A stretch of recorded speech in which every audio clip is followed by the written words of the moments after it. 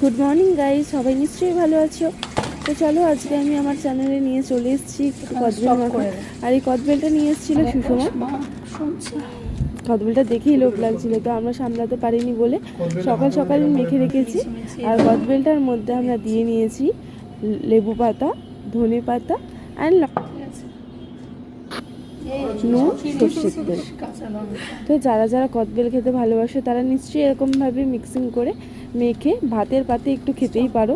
খাওয়া দাওয়ার পরে তো কদবেল দুপুরবেলা খেতে সবারই ভালো লাগে। আর লেবু পাতার গন্ধ আর ধনে পাতার গন্ধ দারুণ আসছিল, সুগন্ধটা দারুণ। আর কাঁচা লঙ্কা তো আর যারা যারা কদবেলে একটু মিষ্টি খেতে ভালোবাসো তারা নিশ্চয়ই এর মধ্যে চিনি দিতে পারো।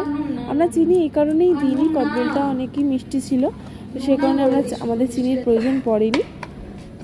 তো যদি তোমাদের ভিডিওটা ভালো লাগে তাহলে তোমরা এসে খেয়ে যাও।